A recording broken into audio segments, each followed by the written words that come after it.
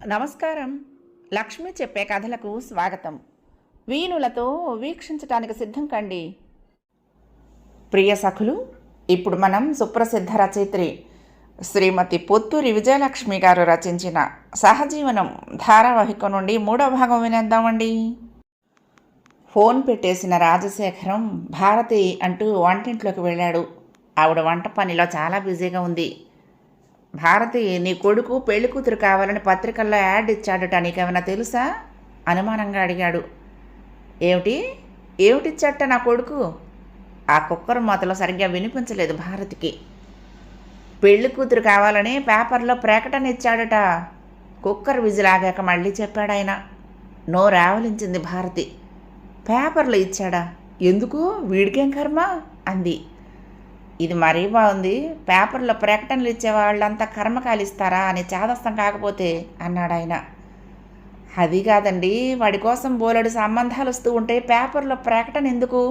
పెళ్లి చూపులు చూడరా అని చిలక్క చెప్పినట్టు చెప్తే వినిపించుకోడు. పోనీ మేనర్ కట్ చేసుకోరా అంటే అదే వినడు. కిందటిసారి పదే పదే చెప్పాననేగా అలిగి ప్రతిజ్ఞ చేసిపోయాడు. ఇప్పుడు ఈ పేపర్ గోలేమిటి? అసలైనా మీకు ఎవరు చెప్పారు? ఏ గిట్టని వాళ్ళు కల్పించి చెప్పలేదు కదా? సందేహం వెలిబుచ్చింది. అదేం కాదు అంటూ భానుప్రతాప్ ఫోన్ గురించి చెప్పాడు. ఓరి వీడాసాధ్యం బంగారంగాను, ఇంత దాకా వచ్చినా మనతో మాట మాత్రం చెప్పలేదు. ఉండండి, వాడి పని చెప్తాను. మీరు వెంటనే వెళ్ళి మదర్ సీరియస్ కమ్ ఇమ్మీడియట్లీ అని టెలిగ్రామ్ ఇవ్వండి అంది కోపంగా. ఇప్పటికి 25 సార్లు ఇచ్చాము ఆ టెలిగ్రాము. ఇక నిజంగా సీరియస్ అయినా నమ్మడు వాడు. ఫోన్ చేసి మాట్లాడతానుండు అంటూ వెళ్ళి ఫోన్ చేశాడు. మీ పక్కింట్లో ఉండే మధుసూదన్ని కొంచెం పిలుస్తారా? నేను వాళ్ళ నాన్నని. మళ్ళీ ఒక 5 నిమిషాలాగి ఫోన్ చేస్తాను అని చెప్పాడు. ఆ కబురు అందుకుని కంగారుగా ఫోన్ దగ్గరకు వచ్చాడు మధు. నాన్నగారు మహా జాగ్రత్త మనిషి. ఫుల్ టైంలో ఫోన్ చెయ్యరు సాధారణంగా. ఏమైనా అర్జెంటా? అంతలోనే ఫోన్ మోగింది. అందుకున్నాడు మధు. నాన్నగారు నేనేనండి, చెప్పండి. ఎందుకు ఇప్పుడు ఫోన్ చేశారు? కంగారుగా అడిగాడు. ఏం లేదురా, నీ పెళ్ళిటి కదా, కళ్యాణ మండపం అది మాట్లాడావా? ఇంతకీ ముహూర్తం ఎప్పుడుట? దాచుకున్న దాగని కోపం తెలిసిపోతూనే ఉంది ఆయన కంఠంలో. ఏమిటి నాన్నగారు, నా పెళ్ళ ఎవరు చెప్పారు? అయోమయంగా అడిగాడు మధు. భానుప్రతాప్ గారు ఫోన్ చేశారు. వాళ్ళ అమ్మాయిని పెళ్లి చేసుకుందాం అనుకుంటున్నావుడుగా నువ్వు. భానుప్రతాప? ఆయన ఎవరు? ఆ పేరే వినలేదు నేను. ఆయన కూతుర్ని చేసుకోవడం ఏమిటి? అసలు ఏమైంది నాన్నగారు, వివరంగా చెప్పండి. చిరాకు పడ్డాడు. ఆ సమాధానం విని కాస్త శాంతించాడు ఆయన. భానుప్రతాప్ అనే పెద్ద మనిషి నాకు ఫోన్ చేశాడు. ఆయనకి వాళ్ళ అమ్మాయి ఫోన్ చేసిందిట. ఆ అమ్మాయికి నువ్వు ఫోన్ చేసి చెప్పావుటగా? వీలైనంత వివరంగా చెప్పాడు రాజశేఖరం. హఠాత్తుగా గుర్తొచ్చింది మధుకి. భానుప్రతాప్ అంటే మాధవి ఫాదరా? చిరాకు మాయమైపోయి దాని స్థానాన సంతోషం కలిగింది. ఎక్కడి నుంచి ఫోన్ చేశారు? ఏం మాట్లాడారు? మాధవి ఆయనతో ఏం చెప్పిందిటా? గబగబా అడిగేశాడు. దాంతో ఆయనకు చెర్రెత్తుకొచ్చింది. ఇది మరీ బాగుందిరా. అసలు విషయం ఏమిటో కనుక్కుందామని నేను ఫోన్ చేస్తే నన్ను ఎదురు ప్రశ్నలు వేస్తావేం? అయితే అదంతా నిజమే అన్నమాట. మీకు ఇవాళ రేపు ఫోన్ చేసి చెప్దామనుకుంటున్నాను నాన్నగారు. ఇప్పుడు కాదు, రాత్రికి హాఫ్ టైంలో ఫోన్ చేసి తీరిగ్గా మాట్లాడతా అన్నాడు. అది కాదురా, అసలు విషయం చెప్పకుండా దాటేస్తావే ఉరిమాడాయన. రాత్రికి ఫోన్ చేస్తాగా నాన్నగారు అనేసి ఫోన్ పెట్టేశాడు మధు. రివ్వున రూమ్లోకి వచ్చేశాడు. మాధవి వాళ్ళ ఫాదర్కి ఫోన్ చేసింది. ఆయన తన తండ్రితో మాట్లాడారు అంటే మాధవి ఓకే చేసిందన్నమాట. భలే సరదా వేసింది అతనికి. వెంటనే పక్కనే ఉన్న బూత్కి వెళ్ళి ఫోన్ చేశాడు. మాధవి రిసీవ్ చేసుకుంది. గుడ్ మార్నింగ్, నేను మధుని అన్నాడు. గుండె జల్లుమంది మాధవికి. కోపం కూడా వచ్చింది.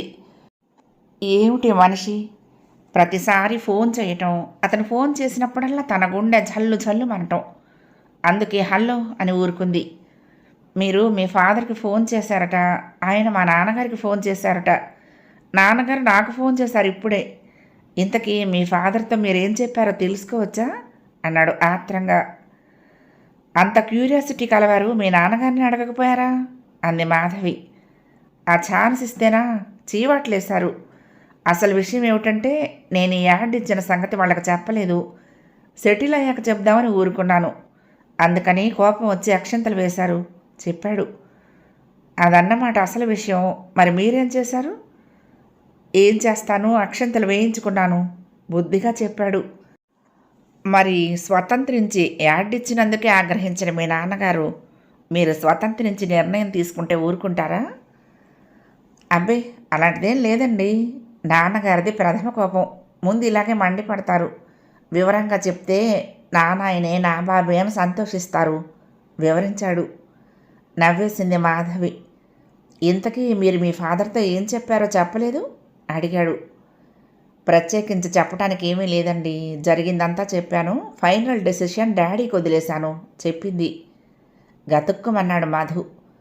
సామాన్యంగా మీ మాటకి మీ డాడీ విలువిస్తారా అడిగాడు. మళ్ళీ నవ్వేసింది మాధవి. ఏమో అనుకున్నాను, గడుసు ఘటమే అనుకుంది. ఇప్పటి వరకు నా మాట ఎప్పుడూ కాదనలేదు. ఇక మీదట ఎలా జరుగుతుందో నేనెలా చెప్పగలను? బింకంగా సమాధానం చెప్పింది.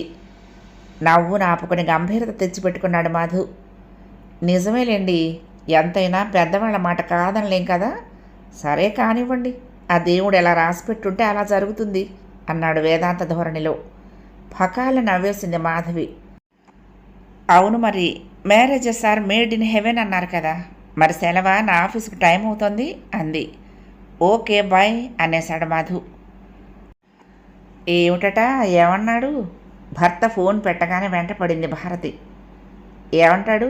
యాడ్ ఇచ్చిన మాట నిజమేనట. ఆయన ఫోన్ చేశాడని తెలిసి చాలా సరదా పడిపోయాడు. ఆయన ఏమన్నాడు? ఆయనతో మాధవి ఏమందట అంటూ నన్నే ఎదురు ప్రశ్నలు వేశాడు. అన్నట్టు ఆ అమ్మాయి పేరు మాధవిట చెప్పాడు రాజశేఖరం. అసలు విషయం వదిలేసి ఏమిటేమిటో చెప్తారే, అసలు యాడ్ ఎందుకు ఇచ్చాడు చిరాగ్గా అడిగింది. అదంతా వాడు నాకు చెప్పాడు కనుకనా, రాత్రికి తీరిగ్గా మాట్లాడతాడట. ఆయనకి చిరాకేసింది. అందుకే నాకు ఫోన్ ఇవ్వమన్నాను. నేనైతే ఖచ్చితంగా అడిగేదాన్ని. అందుకే నీకు ఫోన్ ఇవ్వండి. నువ్వు పగటిపూట ఫుల్ టైంలో ఖచ్చితంగా అడగటం మొదలు పెడితే నేను ఆస్తులు అమ్ముకుని ఫోన్ బిల్లు కట్టాల్సిందే. రాత్రికి ఫోన్ చేస్తాడట కదా, అప్పుడు నువ్వే మాట్లాడు అన్నాడు ఆయన. పగలంతా ఆ విషయమే మాట్లాడుకున్నారు. 8:30 అయ్యేసరికి ఫోన్ దగ్గర కూర్చున్నారు. 9 అయింది, 10 అయింది, 11 దాటినా ఫోన్ రాలేదు. ఏమైపోయాడు వీడు? పోనీ మనం ఫోన్ చేద్దామంటే పొద్దుపోయింది అని సణుక్కుని, సర్లే రేపొద్దున్నే ఫోన్ చేద్దామనుకుని వెళ్ళి పడుకున్నారో లేదో గేటు చప్పుడయ్యింది. అమ్మా, నాన్నగారు అంటూ వినిపించింది. అబ్బాయి వచ్చాడు అంటూ చివాలన లేచారు ఇద్దరు. తాళం చెవి తీసుకువెళ్ళి గేటు తాళం తీసింది భారతి. చెప్పా చేయకుండా వచ్చావేమిట్రా, నీ ఫోన్ కోసం చూసి ఇప్పుడే పడుకున్నావు అంది. రేపు బెజవాడలో పనుంది, మిమ్మల్ని చూసినట్టు అవుతుందని అప్పటికప్పుడు అనుకుని బయలుదేరాను చెప్పాడు మధు. ఎరా, ఎలా ఉన్నావు పలకరించాడు తండ్రి. బాగానే ఉన్నా డాడీ, మీరెలా ఉన్నారు ఆదరంగా అడిగాడు కొడుకు. ఏ ఉందిరా, రొటీన్ అంతే అన్నాడాయన. చిటికలో కాఫీ కలుపుకొచ్చింది భారతి.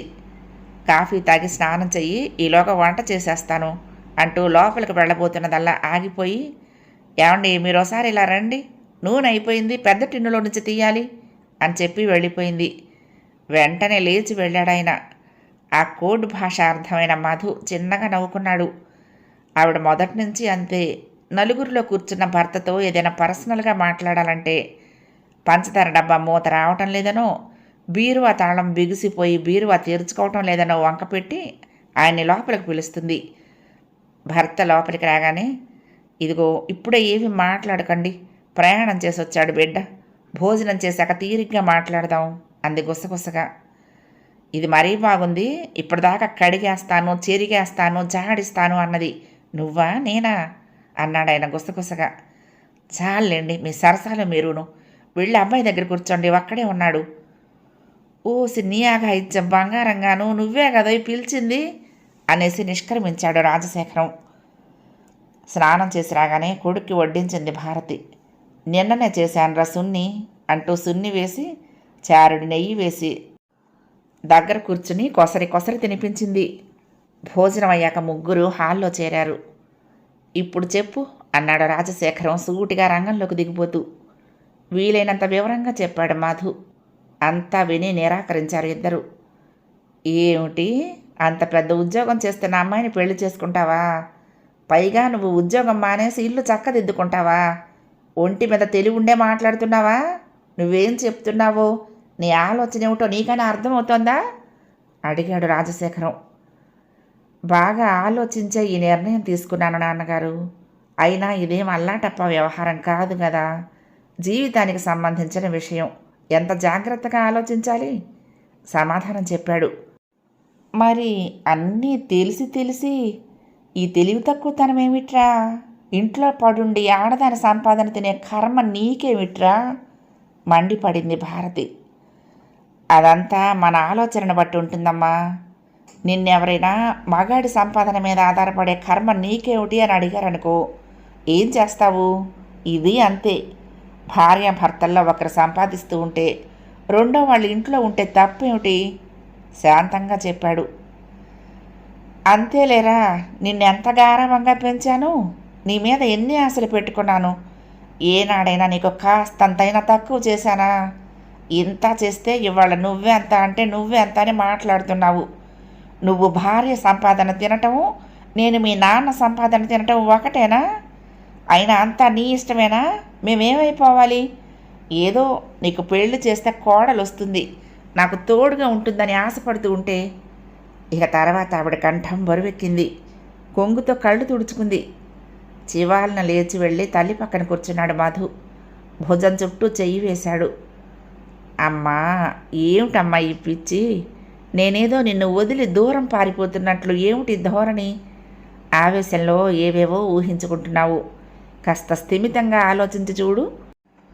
కొడుకు పెళ్లి కాగానే కోడలు వచ్చి అత్తకి తోడుగా ఉండే అలవాటు మారిపోయి ఎన్నాళ్ళయింది? ఎప్పుడో పల్లెటూర్లలో ఉమ్మడి కుటుంబాల కాలం నాటి అలవాటు అది. నా మాట వదిలేయి. నువ్వు నాయనమ్మ దగ్గర ఉన్నావా పెళ్ళయ్యాక? నాన్నగారితో ఆయన ఉద్యోగం చేసే చోటుకు వచ్చేయలేదు. అక్కకి పెళ్ళయింది, అది మరి వాళ్ళ అత్తగారి దగ్గరుండి సేవలు చేస్తోందా? మధు ఆదరంగా అడిగాడు. వితండవాదంలా అనిపించినా అందులో నిజం ఉండటం వలన మౌనంగా ఉండిపోయింది భారతి. రాజశేఖరం కలగ చేసుకున్నాడు. పోనీ నువ్వు చెప్పింది నిజమే అనుకోరా. నువ్వు నీ భార్య మా దగ్గర ఉండకపోయినా వేరే ఊళ్ళో నీ ఉద్యోగ రీత్యా ఉన్నా అదో రకం. మా అబ్బాయి సంపాదిస్తున్నాడు, అవసరమైతే వాడింటికి వెళ్ళి 4 రోజులు ఉండొచ్చు అని ధైర్యంగా ఉంటుంది. ఇప్పుడు నువ్వే నీ భార్య సంపాదన మీద ఆధారపడి ఉంటే ఇక మేము ఏ మొహం పెట్టుకుని వస్తాము అని అడిగాడు. పక్కున నవ్వేశాడు మధు. బాలేవారు నాన్న మీరు. బంధుత్వాలు రాకపోకలు సంపాదన మీద ఆధారపడి ఉంటాయా ఎక్కడైనా? మరి అలా అనుకుంటే అమ్మకు ఏం సంపాదన ఉంది? తాతయ్య, అమ్మమ్మ, మామయ్యలు మన ఇంటికి రావటం లేదా, ఉండటం లేదా? వాళ్ళని మనం నెత్తిన పెట్టుకుని ఆదరిస్తున్నాం కానీ అమ్మకు సంపాదన లేదని అగౌరవపరుస్తున్నామా? రాజశేఖరానికి చెర్రెత్తుకొచ్చింది. ఎవరితో ఎవరిని పోలుస్తున్నావురా నువ్వు? అమ్మ ఆడది, దానికి సంపాదన ఎందుకు? దాని భర్త సంపాదనే దానిదిను. మరి నీ విషయాలు అలా కాదే అన్నాడు. అవును, అమ్మకి సంపాదన లేదు, ఆవిడ ఉద్యోగం చేయలేదు, ఆవిడకి అవసరం రాలేదు. మీరు సంసారానికి సరిపడా ఆర్జిస్తున్నారు, ఆవిడ ఇల్లు చూసుకుంటోంది. నా విషయంలో నా కాబోయే భార్య ఎక్కి తొక్కిగా సంపాదిస్తూ ఉంటే నేను ఇల్లు చూసుకుంటే ఏమిటంత ఘోర అపరాధం? నిలదీసి అడిగాడు. అపరాధం కాదు కానీ విడ్డూరం. అందరిది ఒక దారి, ఉలిపి కట్టేది మరొక దారి అన్నట్టు. ఏదో ఉడుకు రక్తంతో ఇటువంటి తలతిక్క నిర్ణయాలు తీసుకుని తర్వాత నెత్తికి తెచ్చుకుని జీవితాంతం బాధపడతామేమోనని భయం, అంతే అన్నాడు తండ్రి. నాన్న, పదే పదే గతంతో మిమ్మల్ని కించపరుస్తున్నామని అనుకోకుండా ఉంటే ఒక మాట చెప్తాను. ఈ తరం వారి ఆలోచనలు వెనకటి తరం వారికి వింతగా అనిపించడం కొత్తేమీ కాదు. తరతరాలుగా వస్తున్న ఆచారమే ఇది. మీకు మీ మేనరికం స్థిరం చేస్తే చదువుకొని పిల్ల నాకు వద్దని పియూసీ పాస్ అయిన అమ్మని పెళ్లి చేసుకున్నారని బామ్మ పదే పదే చెప్తూ ఉండేది. ఆడదానికి చదివేందుకురా, వీడి చాదస్తం కాకపోతే? వీడి మొండి పట్టుదల వలన నా కూతురికి అల్లుడికి శత్రువులం అయిపోయాము. లక్షణంగా నా మనవరాలను చేసుకుని ఉంటే అంటూ మొన్నటిదాకా వాపోయేది కదూ నాయనమ్మ అన్నాడు మధు. రాజశేఖరం మొహం కందగడ్డలా మారిపోయింది. అది గమనించి తల్లి దగ్గర నుండి లేచొచ్చి తండ్రి కాళ్ళ దగ్గర కూర్చున్నాడు మధు. నాన్నగారు, మీరు నాకు దైవంతో సమానం. కనటంతోనే బాధ్యత తీరిపోయింది అనుకోకుండా అనుక్షణం మా కోసం మీరెంత శ్రమపడ్డారో నాకు తెలుసు. ఆర్థికంగా అంత గట్టిగా లేకపోయినా మాకు ఏ లోపం లేకుండా పెంచడానికి మీరు ఎంత సర్దుకుపోయారో కూడా నాకు తెలుసు. ఈ పెళ్లి ద్వారా మీకు అన్యాయం చేస్తున్నానని కానీ, మీకు తలవంపులు తెచ్చే పని చేస్తున్నానని కానీ భావించకండి. నా జీవితం ముందు ముందు అస్తవ్యస్తం అయిపోతుందేమోననే భయం ఉంటే మనసులో నుంచి ఆ భయం తుడిచేయండి. నా జీవితాన్ని నాకు నచ్చిన తీరులో మలుచుకోవాలనే ఆశతో ఈ నిర్ణయం తీసుకున్నాను. నా మనసు అర్థం చేసుకోండి, నన్ను ఆశీర్వదించండి అంటూ లేచి వెళ్ళి మాధవి ఫోటో, మిగిలిన వివరాలు తెచ్చి అందించాడు. ఇదిగోండి నాన్నగారు, మాధవి ఫోటో, బయోడేటా. ఆ అమ్మాయి నాకెంతో నచ్చింది. ఆవిడ ఇంకా తన అంగీకారం తెలియచేయలేదు, కానీ చాలా మటుకు సుముఖంగా ఉన్నట్లే. నేను చెప్పదలుచుకున్నది చెప్పేశాను. మీరు నిదానంగా ఆలోచించి చూడండి. బాగా పొద్దుపోయింది, రేపు పొద్దున్నే వెళ్ళాలి, నేను ఇక పడుకుంటాను అని చెప్పి తన గదిలోకి వెళ్ళిపోయాడు. చేతులని ఫోటో వంక చూశాడు రాజశేఖరం. అమ్మాయి నిస్సందేహంగా అందమైనదే. మధుకు ఈడు జూడుగా ఉంటుంది. ఫోటో భార్యకు అందించి బయోడేటా చదివేసరికి ప్రసన్నత ఎగిరిపోయింది. భార్యకు చదివి వినిపించాడు. నిరాకరించింది ఆవిడ. ఇంత తెలివిగల పిల్ల, ఇంత సంపాదించుకుంటున్న పిల్ల మనవాడిని గడ్డిపోచ కింద కొట్టి పారేయదు. ఓ పని చేద్దాము, జాతకాల పట్టింపు ఉందిరా అబ్బాయి అని చెప్పి అమ్మాయి జాతకం తెప్పిద్దాము, కుదరలేదని చెప్పేద్దాం అంది. వెనకటికి నీలాంటిది ఎవరో కొబ్బరికాయల కోసం దొంగ చెట్టు ఎక్కితే దిగకుండా ఆపటానికి చెట్టుకి మడిబట్ట కట్టిందిట. వెర్రి మొర్రి ఆలోచనలు నువ్వును. ఇన్ని విధాలు చెప్పినా వినిపించుకొనివాడు జాతకాల మాట కొప్పుకుంటాడా? సరే కానీ ఏం చేస్తాం? వాడు చెప్పినట్లు ఎవరి బతుకులు వాళ్ళ ఇష్ట ప్రకారం మలుచుకోవటం ఒక విధంగా మంచిదే. కోరి చేసుకుంటున్నాడు కాబట్టి వాడే అడ్జస్ట్ అవుతాడు. ఇక మన మాట అంటావా? ఆ భగవంతుడి దయ వలన మనకే ఆర్థికమైన ఇబ్బందులు లేవు. సొంత ఇల్లుంది, ఉద్యోగం చేసిన అన్నాళ్ళు జీతం, ఆ తర్వాత పెన్షను వస్తాయి. నా అనంతరం నీకు కూడా ఫ్యామిలీ పెన్షన్ వస్తుంది. ఇక కనిపెట్టి ఉండటం అంటావా? ఈ రోజుల్లో ఎవరిని కనిపెట్టి ఉంటున్నారు కనుక ఎవరికి వారే యమునా తీరే అన్నాడు రాజశేఖరం. అంతేలేండి, ఇక వేదాంతం చెప్పుకోవటం అక్కడే మనకు మిగిలింది అంది భారతి బరువుగా. తెల్లవారింది. 8ంటికే ప్రయాణం అయ్యాడు మాధు. టిఫిన్ చేసి పెట్టింది భారతి. బస్టాండ్ దాకా వస్తా పద అంటూ బయలుదేరాడు రాజశేఖరం. ఇద్దరు స్కూటర్ మీద బస్టాండ్కి వెళ్లారు. టికెట్ కొనుక్కున్నాడు. మరొక 5 నిమిషాల్లో బస్సు బయలుదేరుతుంది. మధు, ఏజ్ బారయిందనో, మంచి ఉద్యోగం రాలేదనో విరక్తితో నువ్వు ఈ నిర్ణయం తీసుకున్నావేమో. అలాంటిది ఏమైనా ఉంటే నాతో చెప్పు. ఇప్పుడు ఇక్కడ ట్యూటోరియల్స్ బోలెడు వస్తున్నాయి. ఎంసెట్కి ట్యూషన్లు చెప్పినా బోలెడంత డబ్బు వస్తుంది. ఎవరితోనైనా చెప్పి ఉద్యోగం ఇప్పిస్తాను అన్నాడు రాజశేఖరం. అలాంటిది ఏమీ లేదు నాన్న, ఈ మార్గం నచ్చి ఇలా చెయ్యాలని నిర్ణయించుకున్నాను అన్నాడు మధు. బస్సు వెళ్ళిపోయింది. భానుప్రతాప్, భవానీ విజయవాడ చేరుకున్నారు. విజయవాడలో వాళ్ళకి సొంత ఇల్లుంది, అది అద్దెకిచ్చారు. ఆ పక్కింట్లోనే ఉండే అన్నయ్య ఈ ఇంటి మంచి చెడ్డ చూస్తూ ఉంటాడు. తమ్ముణ్ణి మరదల్ని ఆప్యాయంగా ఆహ్వానించాడు ఆయన.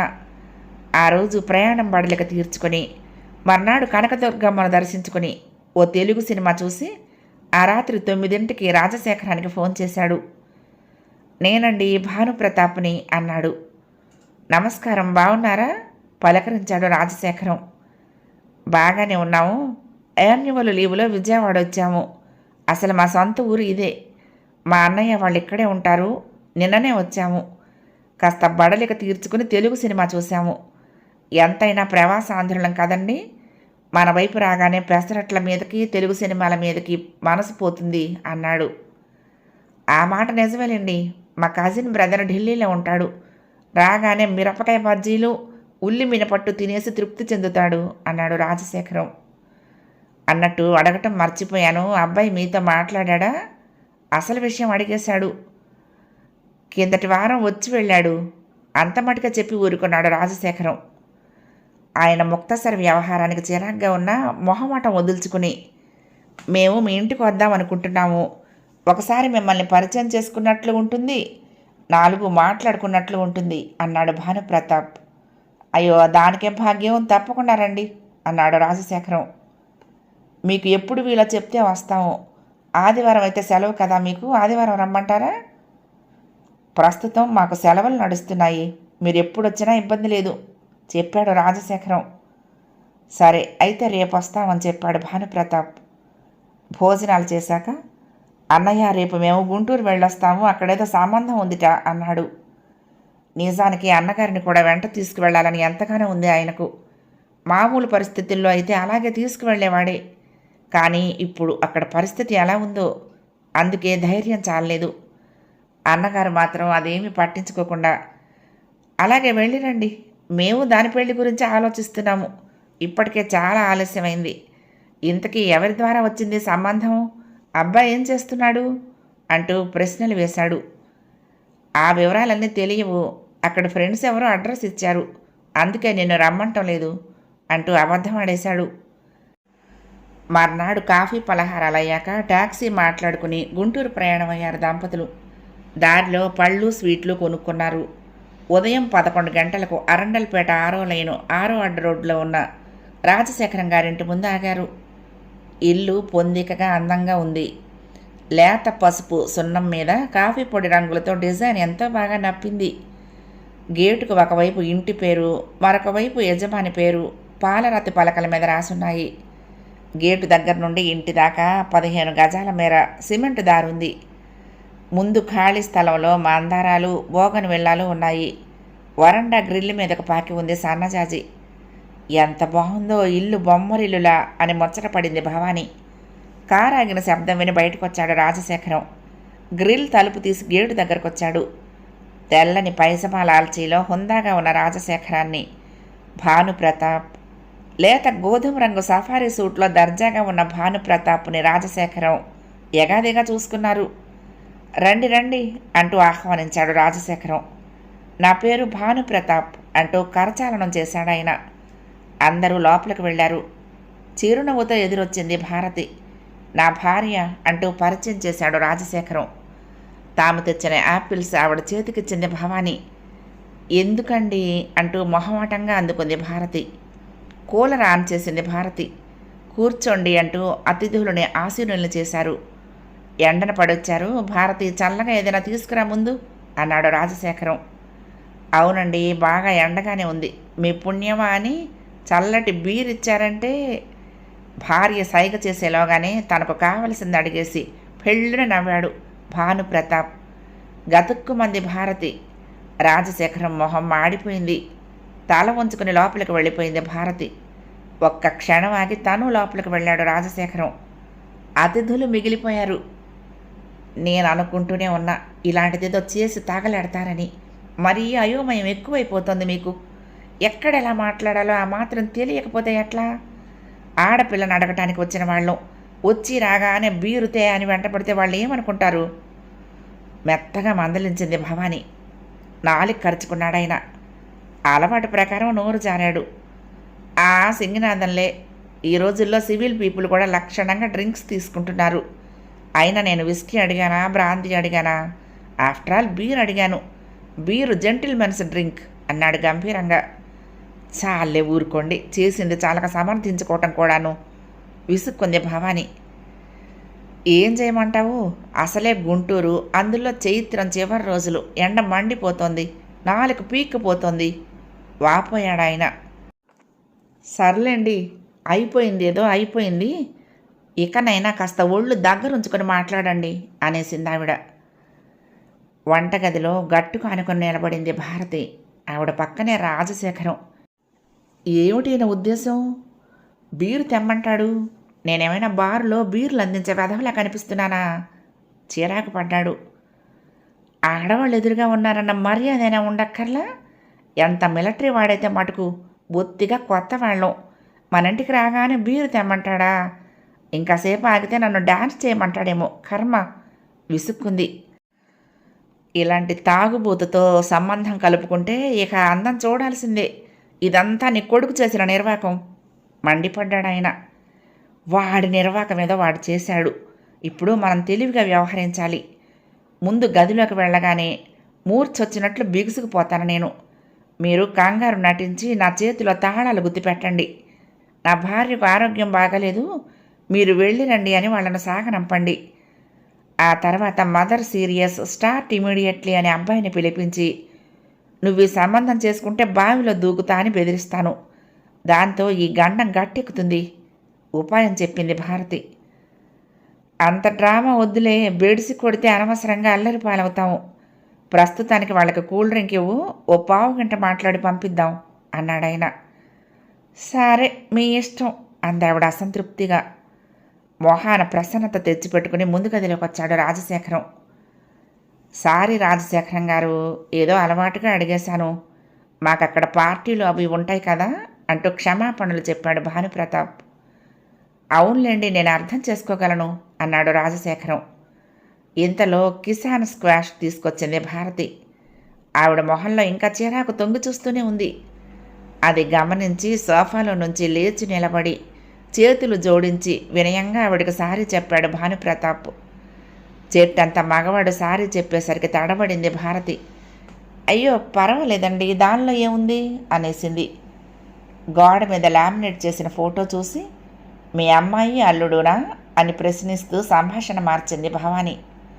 అవునండి, ఇడిగో మా అబ్బాయి అంటూ మరొక ఫోటో చూపించింది భారతి. కుతూహలంగా చూశారు దంపతులిద్దరూ. మధు చాలా అందంగా ఉన్నాడు ఆ ఫోటోలో. అబ్బాయి చదువు అది ఇక్కడేనా అడిగాడు భానుప్రతాప్. ఇంటర్ దాకా ఇక్కడే చదివాడు, తర్వాత బెంగళూరులో ఇంజనీరింగ్ చేశాడు చెప్పాడు రాజశేఖరం. మీ సొంతూరు ఇదేనా మరొక ప్రశ్న. సొంతూరు పొన్నూరు దగ్గర వాండ్రపాడు, కానీ నా 5 ఏళ్ల వయసులో ఇక్కడికి వచ్చేసాను. చదువు ఉద్యోగం అన్నీ ఇక్కడే చెప్పాడు రాజశేఖరం. అదృష్టవంతులు, దర్జాగా ఆంధ్రాలో ఉన్నారు. నేను బెజవాడ లయోలా కాలేజీలో డిగ్రీ చేసి ఆర్మీలో చేరిపోయాను. అప్పటి నుంచి ప్రవాసాంధ్రుడిగానే ఉండిపోయాను దిగులుగా చెప్పాడు భానుప్రతాప్. ఆ మాటకొస్తే ప్రవాస ఆంధ్రులకే ఆంధ్రదేశాభిమానం ఎక్కువ. ఇక్కడ ఉన్న మాకంటే మీరే నయం. పండుగలు పబ్బాలు ఇక్కడ వారికంటే ఢిల్లీ బాంబేల్లో ఉన్న వాళ్ళే దర్జాగా జరుపుకుంటున్నారు ఓదార్చాడు రాజశేఖరం. అది నిజమేలేండి, రోజులు బాగా మారిపోయాయి. మా రోజుల్లో అంటూ మొదలుపెట్టి బెజవాడలో తన బాల్యం, తాడంకి వారి వీధి అప్పట్లో ఎలా ఉండేది, దుర్గా కళామందిర్ సినిమా హాల్లో ఎలా ఎన్టీఆర్ సినిమా చూసింది, మనోరమ హోటల్ పెట్టిన కొత్తలో అక్కడ టిఫిన్ల రుచి, చిన్నప్పటి కృష్ణా పుష్కరాల వివరాలు అవి ఏకరువు పెట్టాడు. అప్పటి సరదాలే వేరు కదండి అంటూ అందుకని ఓవర్ బ్రిడ్జి కట్టకముందు ట్రాఫిక్లోని ఇబ్బందులు, నాజ్ సెంటర్లో దొరికే జీడిపప్పు పాకం రుచి, శంకర్ నివాస్ ఇడ్లీ కొబ్బరి పచ్చడి ప్రాముఖ్యం, ఏఐసిసి సభల కోసం చేసిన ఏర్పాట్లు, లాల్ బహదూర్ శాస్త్రి గారి బహిరంగ సభ వగైరా పాత కబుర్లనే నెమరు వేసుకున్నాడు రాజశేఖరం. మీరు 1,00,000 చెప్పండి, గుంటూరు బెజవాడల్ని మించిన ఊళ్ళు మరెక్కడా లేవనుకోండి అన్నారు ఏకగ్రీవంగా. మగవాళ్ల కబుర్లకు విసిగిపోయిన ఆడవాళ్లు చల్లగా లోపలికి జారుకున్నారు. ఇల్లంతా చూపించింది భారతి. చాలా బాగుందండి మీ ఇల్లు, నాకు ఇలా సొంత ఇంట్లో ఉండాలని ఎంతో సరదా. గవర్నమెంట్ వారిచ్చిన ఇంట్లో ఎన్ని సౌకర్యాలు ఉన్నా ఈ తృప్తి ఉండదు కదండి. సొంత ఇల్లు కట్టుకున్నాం కానీ ఒక్క రోజైనా దాంట్లో ఉండలేదు. అద్దెకున్న వారికి ఇంటి మీద శ్రద్ధ ఎందుకుంటుంది? గోడల నిండా మేకులు కొట్టి నానాగం చేశారు. ఇప్పుడు అడవిలా తయారైంది ఆ ఇల్లు అంది భవాని. పర్వాలేదులేండి, మీరు రిటైర్ అయ్యి వస్తే క్షణంలో రిపేర్ చేయించుకోవచ్చు అంది భారతి. అంతలోనే చీరల వాడొచ్చాడు. గద్వాల నుండి నేరుగా తెస్తాడు, ప్రతి నెల వస్తాడు. ఇప్పుడు కాదులే మళ్ళీరా అని పంపిపోయిన భారతి భవాని కుతూహలం కనపరచడంతో మూట దింపించింది. ఆ చీరలు చూసి మురిసిపోయింది భవాని. ఎంత బాగున్నాయో, అక్కడ ఇలాంటి రకాలు దొరకవు. షాపుల్లోకి వెళ్ళినా నేత ఎంత బాగుండదు.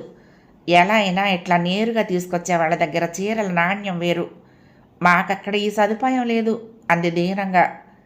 వాకిట్లోకి వచ్చే మూటల వాడి దగ్గర చీరలు కొనే అదృష్టానికి దూరమైపోయిన సాటి ఇల్లాలని చూస్తే కడుపు చెరువైపోయింది భారతికి. అందుకే తాను పూనుకుని సెలక్షన్లో సహాయం చేసి చీరల తనతో బేరమాడి పోట్లాడినంత పనిచేసి ధర తగ్గించింది. 2 చీరలు కొనుక్కుంది భవాని. నేనెప్పటి నుంచో కొంటున్నానో నాణ్యతకు ఢోకా లేదు అంటూ తాను అది వరకు కొన్న చీరలన్నీ చూపించింది. ఈ వ్యవహారం అంతా ముగించేసరికి 1 గంట దాటింది. టైం చూసుకుని కంగారుగా లేచాడు భానుప్రతాప్. ఇక వెళ్తాం అన్నాడు. అదేమిటి, భోజనాలు వేళయింది, భోంచేసి వెళ్ళండి అన్నాడు. 15 గంటలో సాగనంపాలనుకున్న రాజశేఖరం. అవును, ఎంత క్షణంలో వంట అయిపోతుంది అంటూ భర్తను బలపరిచింది మూర్ఛ నటించాలనుకున్న భావాని. అరగంటలో వడ్డించేసింది. వంకాయ కూర, బంగాళదుంపల వేపుడు, మామిడికాయ పప్పు, గోంగూర పచ్చడి, మునక్కాడ చారు, అప్పడాలు, గుమ్మడి వడియాలు. ముద్ద ముద్దకి భారతి పాక నైపుణ్యతను ప్రశంసిస్తూ తృప్తిగా భోజనం చేశారు భానుప్రతాప్, భవాని. అయ్యో, నేనేం చేశానని అంత పొగుడుతున్నారు? అన్నీ మా కోసం చేసుకున్నవే. ఇంత అన్నం వండి బంగాళదుంపలు వేయించాను అంతే. బజ్జీలు వేద్దామనుకుని కూడా ఆలస్యం అయిపోతుందని ఆగిపోయాను అంది భారతి లోలోన సంతోషిస్తూనే. మరి కాసేపు కబుర్లు చెప్పుకొని 3 అయ్యాక బయలుదేరారు. ఆప్యాయంగా వీడ్కోలిచ్చారు భారతి, రాజశేఖరం. 3వ భాగం సమాప్తం. ప్రియ సఖులు, ఈ కథ మీకు నచ్చితే తప్పకుండా లైక్ చేయండి, షేర్ చేయండి, కామెంట్ చేయండి, సబ్స్క్రైబ్ చేసుకుని నన్ను ఎంకరేజ్ చేయండి. ఉంటానండి. ప్రేమతో లక్ష్మి, కృష్ణా తీరం, దుర్గమ్మ సన్నిధానం. నమస్తే.